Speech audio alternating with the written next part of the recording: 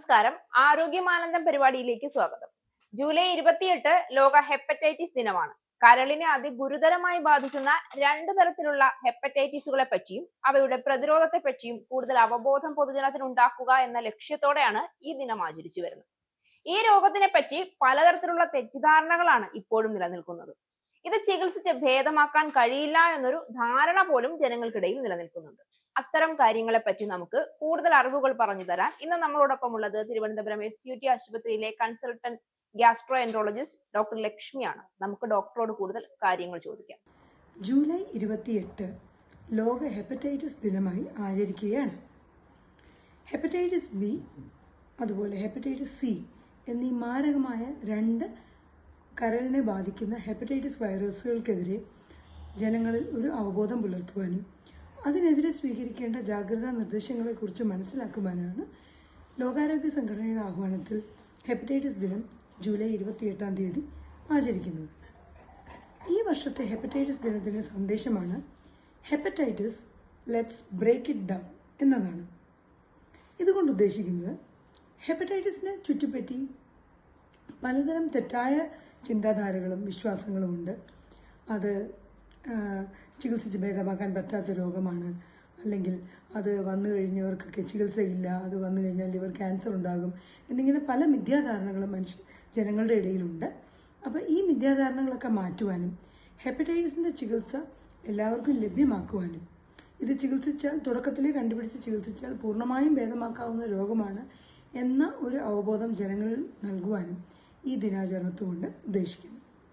Hepatitis ബിയും സിയും രക്തം വഴി പകരുന്ന ഹെപ്പറ്റൈറ്റിസ് വൈറസുകളാണ്. അതുപോലെ തന്നെ മലിനമായ ആഹാരത്തിലൂടെയും ജലത്തിലൂടെയും പകരുന്ന ഹെപ്പറ്റൈറ്റിസ് എ, ഹെപ്പറ്റൈറ്റിസ് ഇ എന്നീ വൈറസുകളും നമ്മുടെ നാട്ടിൽ സാധാരണയായി കണ്ടുവരുന്നു. പ്രത്യേകിച്ച് ഇക്കാലത്ത് ഹെപ്പറ്റൈറ്റിസ് എ വൈറസ് മൂലമുണ്ടാകുന്ന കരളിനുണ്ടാകുന്ന മഞ്ഞപ്പിത്ത ബാധ കേരളത്തിൽ വളരെയധികം കൂടിയിരിക്കുന്ന ഒരു സമയം കൂടിയാണിത്.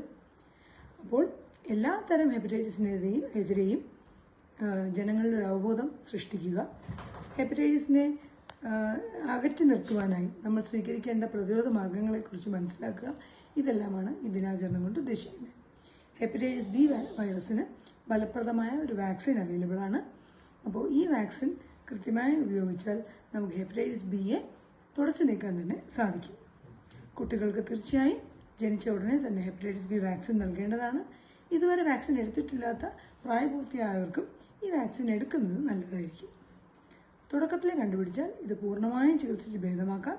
ലിവർ ക്യാൻസർ, ലിവർ സിറോസിസ് തുടങ്ങിയ മാരക രോഗങ്ങൾ വരാതിരിക്കുവാനായിട്ട് ഈ ഹെപ്പറ്റൈറ്റിസിൻ്റെ ചികിത്സ നമുക്ക് സഹായിക്കും. അതുകൊണ്ട് ഹെപ്പറ്റൈറ്റിസിൻ്റെ എന്തെങ്കിലും സാധ്യതകളുണ്ടെങ്കിൽ ഹെപ്പറ്റൈറ്റിസിനെ ടെസ്റ്റ് ചെയ്ത് കണ്ടുപിടിച്ച് തുടക്കത്തിലെ ചികിത്സിക്കുക എന്ന സന്ദേശമാണ് നമുക്ക് എല്ലാവരോടും നൽകാനുള്ളത്.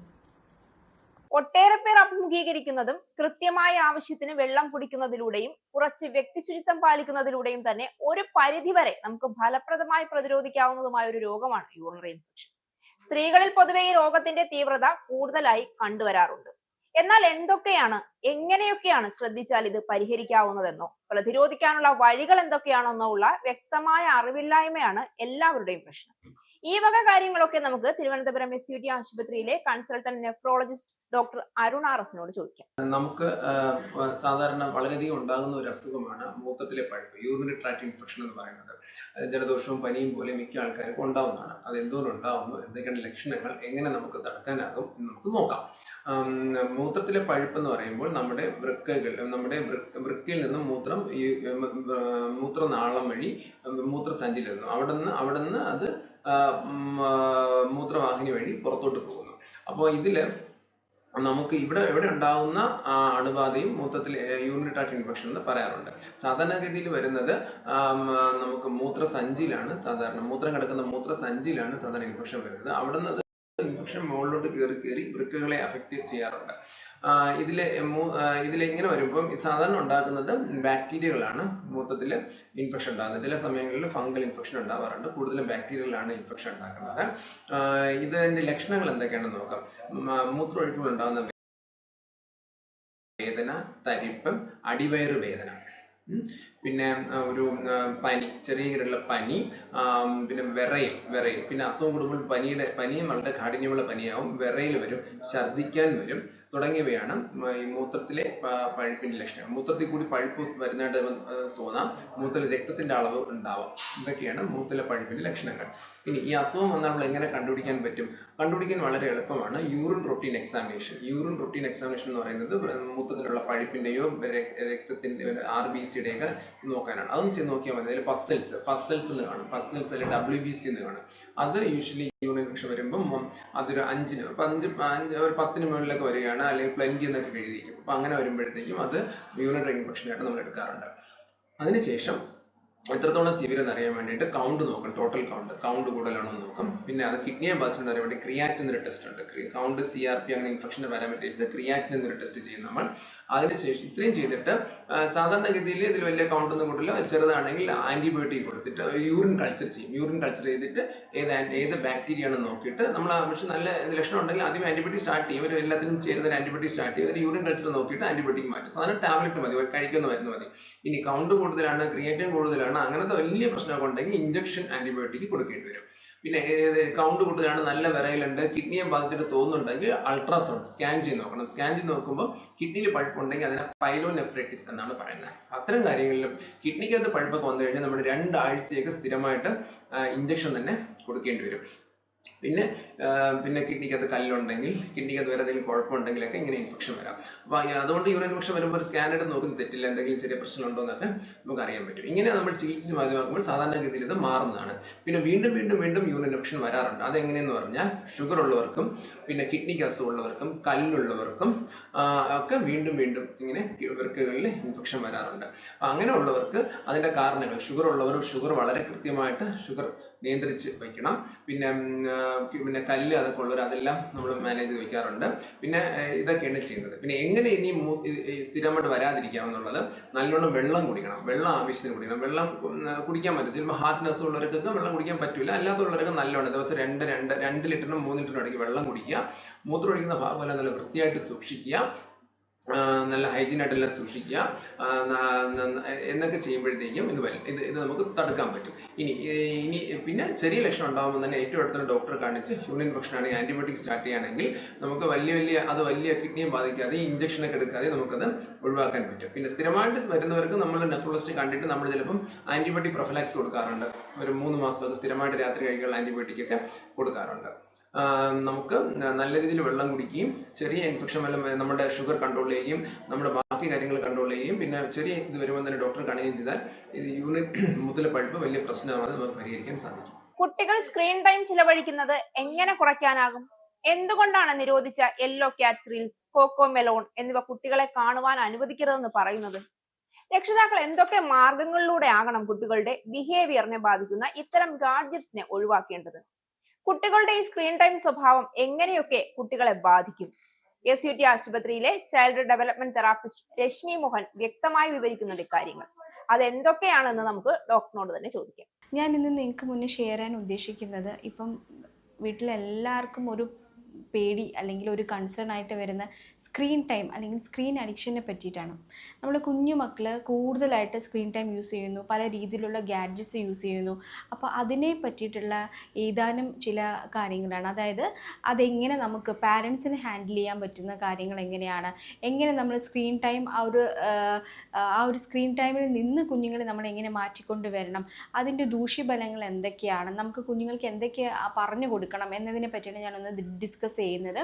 അപ്പോൾ നമുക്കിപ്പോൾ അറിയാം, ഇപ്പോൾ വൈറലായിട്ട് വന്നിട്ട് യെല്ലോ ക്യാറ്റ് അല്ലേ, ഒരു യെല്ലോ ക്യാറ്റിൻ്റെ റീൽസ് നമ്മുടെ കേരള സർക്കാർ പോലീസൊക്കെ ബാൻ ചെയ്തിരുന്ന ഒരു റീൽസാണ് ഈ യെല്ലോ ക്യാറ്റിൻ്റെ റീൽസ് എന്ന് പറയുന്നത്. കാരണം കുഞ്ഞുങ്ങൾക്ക് ഒരിക്കലും കാണിച്ചു കൊടുക്കരുത് എന്ന് പറഞ്ഞിട്ടുണ്ട്. കാരണങ്ങൾ പലതാണ്. കാരണം ആ ഒരു യെല്ലോ ക്യാറ്റിൻ്റെ റീൽസ് എടുക്കുമ്പോൾ തന്നെ നമുക്കൊരു എൻജോയ്മെൻ്റ് ആണ്, പക്ഷേ കുഞ്ഞുങ്ങൾ അതിൽ പല രീതിയിലുള്ള കാര്യങ്ങൾ, ബിഹേവിയർ ആയിക്കോട്ടെ, ആ ക്യാറ്റിൻ്റെ ആറ്റിറ്റ്യൂഡ് ആയിരിക്കും, അതെല്ലാം കുഞ്ഞുങ്ങൾ പഠിച്ചു വരികയാണ്. സോ ആ ക്യാറ്റ് നമ്മൾ ആ റീൽസിൽ കാണുമ്പോൾ തന്നെ കൂടുതലും അതിൽ വയലൻസ് ആയിട്ടുള്ള രീതിയിലാണ് ആ ക്യാറ്റ് കൂടുതലും പ്രവർത്തിക്കുന്നത് അല്ലേ. കൊല്ലുക, അത് ആ കൊന്ന ആ ഒരു ജീവി അല്ലെങ്കിൽ എന്തോ ആയിക്കോട്ടെ അത് ആ ക്യാറ്റ് കുക്ക് ചെയ്ത് കഴിക്കുക, അങ്ങനത്തെ കാര്യങ്ങളൊക്കെയാണ് ആ ഒരു യെല്ലോ ക്യാറ്റ് അതിൽ കാണിക്കുന്നത്. പക്ഷേ കുഞ്ഞുങ്ങൾ അതിൽ കൂടുതൽ ഇൻട്രസ്റ്റ് കാണിക്കുകയും അതിൻ്റെ കളർ കോമ്പിനേഷൻസ് കൂടുതലായിട്ട് അവർക്ക് ഇഷ്ടപ്പെടുകയും ആ ക്യാറ്റിൻ്റെ ഒരു ഫണ്ണി രീതി എന്ന രീതിയിൽ ഉപരി ചില കുഞ്ഞുങ്ങൾ അത് ഇമിറ്റേഷനിലോട്ട് പോകാനും അവരുടെ ബിഹേവിയറിൽ വളരെ രീതിയിലുള്ള മാറ്റങ്ങൾ സംഭവിക്കാനുമുള്ള ചാൻസസ് ഉണ്ട്. അപ്പോൾ നമ്മൾ ശ്രദ്ധിക്കേണ്ടത്, നമ്മൾ കുഞ്ഞുമക്കൾക്ക് നമ്മൾ തന്നെയാണ് ഈ ഗാഡ്ജറ്റ്സ് കൊടുക്കുന്നത് അല്ലേ. എന്തിനു വേണ്ടിയൊക്കെയാണ് നമ്മൾ ഒന്ന് അടങ്ങിയിരിക്കാൻ വേണ്ടിയിട്ട്, മക്കളൊന്ന് അടങ്ങിയിരിക്കാൻ വേണ്ടിയിട്ട് നമ്മൾ കൊടുക്കും. അതുപോലെ തന്നെ മിക്ക വീടുകളിലും പാരൻസ് വർക്കിംഗ് ആയിരിക്കും. സോ അവർ വർക്ക് കഴിഞ്ഞ് വീട്ടിൽ വരുന്ന സമയം കുറച്ചൊരു സമാധാനം എന്ന പോലെ അല്ലെങ്കിൽ ആ സ്ട്രെസ് ഫ്രീ ഒന്ന് ആക്കാൻ വേണ്ടിയിട്ട് എന്ന പോലെ നമ്മൾ ഈ ഗാഡ്ജറ്റ്സിൽ ഒരു കളിപ്പാട്ടം എന്ന രീതിയിൽ കുഞ്ഞുങ്ങൾക്ക് കൊടുക്കുകയും അത് കുഞ്ഞുങ്ങളിൽ കൂടുതൽ രീതിയിലുള്ള അഡിക്ഷൻസ് ഉണ്ടാവാനുള്ള ചാൻസസ് ഉണ്ട്. ഈ കുട്ടികൾ കാണുന്നത് തന്നെ ഇതുപോലുള്ള ഷോർട്ട് ടേം റീൽസുകളാണ്. അതുപോലെ തന്നെ പല രീതിയിലുള്ള നഴ്സറി റൈംസ് ആവാം.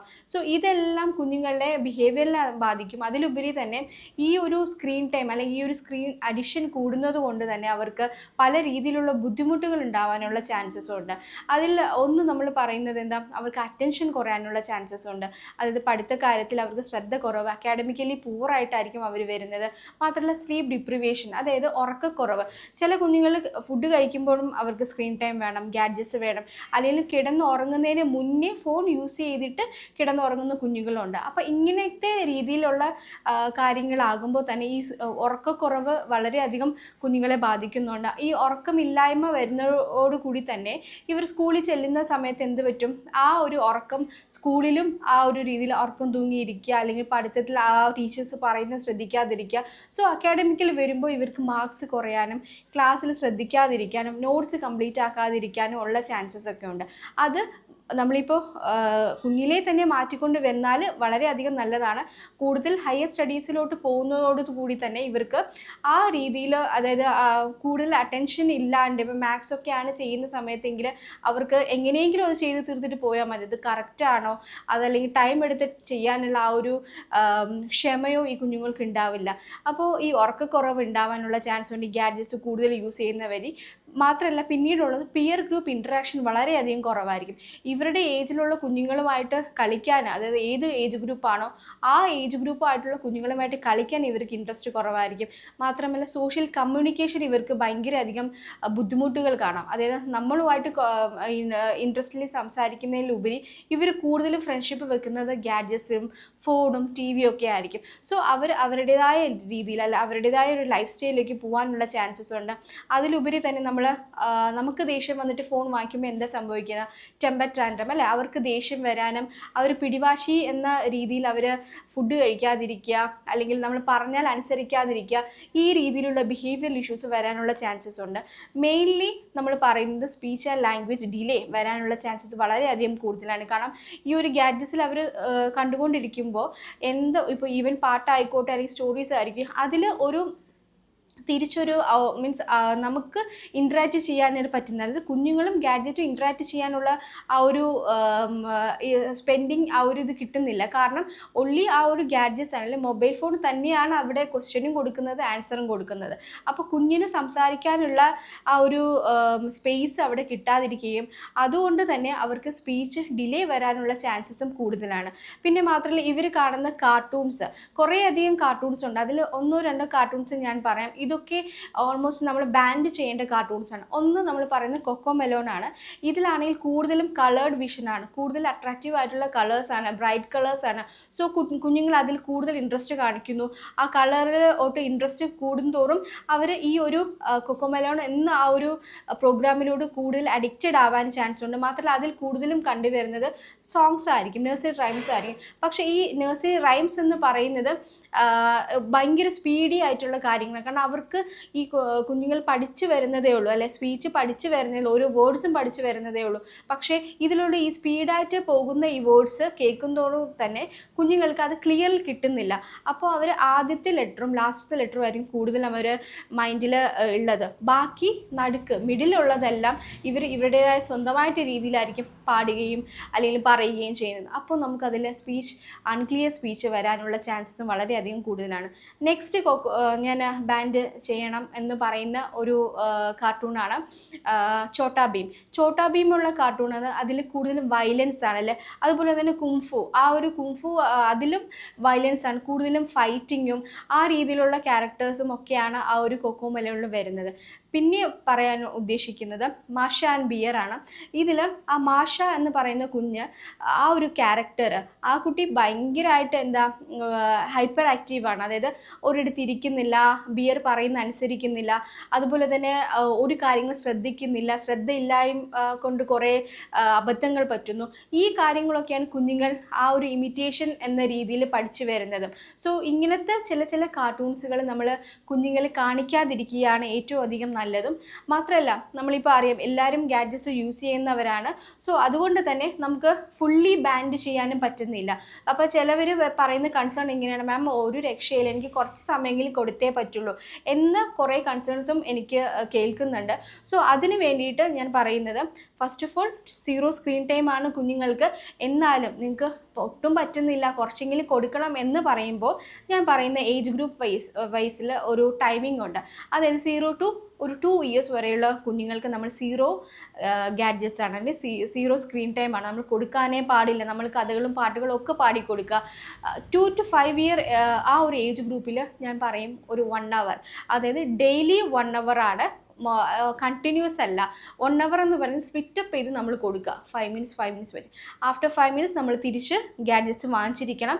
അതും ആ ഒരു ബൗണ്ടറി നമ്മൾ കീപ്പ് ചെയ്ത് അവർക്ക് ആ ഒരു ബൗണ്ടറി സെറ്റ് ചെയ്ത് നമ്മൾ കൊടുക്കുക. ആഫ്റ്റർ 5 to നമ്മൾ പറയുമ്പോൾ ഒരു 2 hours ആണ്. 2 hours എന്ന് പറയുന്നത് ഈ പറയുന്ന പോലെ യൂസ്ഫുൾ ആയിട്ടുള്ള സാധനങ്ങൾ നമ്മൾ കാണിച്ചു കൊടുക്കുക. ഇതുപോലത്തെ വയലൻസ് ആയിട്ടുള്ള കാര്യങ്ങളൊക്കെ മാറ്റി വെച്ചതിന് ശേഷം അതിലുള്ളത് പസിൽസോ അല്ലെങ്കിൽ പല രീതിയിലുള്ള എഡ്യൂക്കേഷൻ പർപ്പസ് ആയിട്ടുള്ള ഗെയിംസുകൾ നമുക്ക് അവൈലബിൾ ആണ്. സോ അങ്ങനത്തെ ഗെയിംസുകൾ നമ്മൾ കുഞ്ഞുങ്ങൾക്ക് കാണിച്ചു കൊടുക്കുക. മാത്രമല്ല ഇത് കാണിച്ചു കൊടുക്കുന്നതോടുകൂടി തന്നെ നമ്മളും അവരോടുകൂടി ഇൻട്രാക്ട് ചെയ്യുക, ഓരോ കാര്യങ്ങൾ നമ്മൾ പറഞ്ഞു കൊടുക്കുക. വെർബൽ കമ്മ്യൂണിക്കേഷൻ കൂടുതലായിട്ട് നമ്മൾ അവർക്ക് കൊടുക്കേണ്ടത് വളരെയധികം അത്യാവശ്യമാണ്. അപ്പോൾ ഞാൻ ഈ പറഞ്ഞ കാർട്ടൂൺസും അതുപോലെ തന്നെ ഈ പറഞ്ഞ ടൈമിങ്സും ഒക്കെ നിങ്ങൾക്ക് മനസ്സിലായി കാണുമെന്ന് വിശ്വസിക്കുന്നു. നമ്മൾ മെയിൻലി നമ്മുടെ ലോഗോ എന്തായിരിക്കണം, നമ്മുടെ സ്ക്രീൻ ടൈം കുറയ്ക്കുക, അവരുമായിട്ടുള്ള കമ്മ്യൂണിക്കേഷൻ കൂട്ടുക, ഇതായിരിക്കണം നമ്മുടെ മനസ്സിലുള്ളതും. എല്ലാ പാരൻസും അവരുടെ മക്കളുടെ കൂടെ കുറച്ച് സമയമെങ്കിലും സ്പെൻഡ് ചെയ്യാനായിട്ട് നിങ്ങൾ ശ്രദ്ധിക്കുക. മനസ്സിലായി കാണുമെന്ന് വിശ്വസിക്കുന്നു. ഇത്രയും പറഞ്ഞ കാര്യങ്ങൾ. Thank you. ആരോഗ്യമാനന്ദം പരിപാടി വീണ്ടും അടുത്ത ആഴ്ച ഇതേ സമയം.